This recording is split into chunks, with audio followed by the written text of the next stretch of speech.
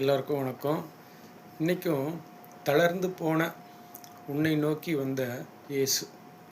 தளர்ந்து போயிருக்கீங்களா? எதனால் தளர்ந்து போயிருக்கீங்களா? அவ்வளோ வேலை செஞ்சு எனக்கு என்னுடைய ஊதியம் கிடைக்கல, இவ்வளோ உழைச்சி அந்த உழைப்புக்கு ஏற்ற வருமானம் இல்லை, நான் விதைத்தேன் ஆனால் என்னோடய அறுவடை ரொம்ப கம்மியாக இருக்குது, கஷ்டப்பட்டு விதைக்கிறேன், கஷ்டப்பட்டு அறுவடைக்கு போகிறேன், வெயிலையும் மழையிலையும் நிற்கிறேன், ஆனால் அறுவடையை பார்க்கவே முடியல. இருந்தாலும் இந்த இயேசு எனக்கு ஏதாவது செய்வார், இவரால் எனக்கு ஏதாவது செய்ய முடியும்னு சொல்லிட்டு காத்திருந்தீங்களா?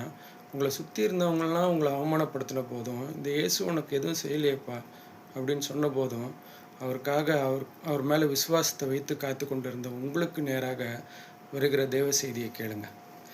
மீகா 7:1 ஐயோ, உஷ்ண காலத்து கனிகளை சேர்த்து அப்படின்னு சொல்லிட்டு ஒரு வார்த்தை வருது. உஷ்ண காலத்தில் கனிகளை சேர்க்கறதுக்கு போனீங்களாம். வெயில் அவ்வளோ உச்சி வெயில் அடிச்சுக்கிட்டு இருக்கும்போது கனிகளை சேர்க்க போனீங்களாம். திராட்சை பழங்களை அறுக்க போனீங்க, பின்பு வருகிறவனைப் போல் இருக்கிறேன். திராட்சை பழங்களை அறுத்து பின்பு வருகிறவனைப் போல் இருக்கிறேன். புசிக்கிறதற்கு ஒரு திராட்சை குலையும் என் ஆத்துமா இச்சித்தது முதல் அறுப்பின் கனியும் இல்லை.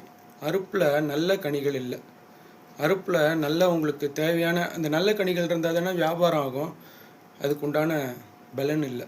இந்த மாதிரி சூழ்நிலை கஷ்டப்படுறீங்க, வெயிலில் நின்று அறுப்புக்கு போகிறீங்க, ஆனால் உங்களுக்கு அறுவடை ரொம்ப கம்மியாக இருக்குது, இல்லை நல்ல அறுவடை வரல. சரியா?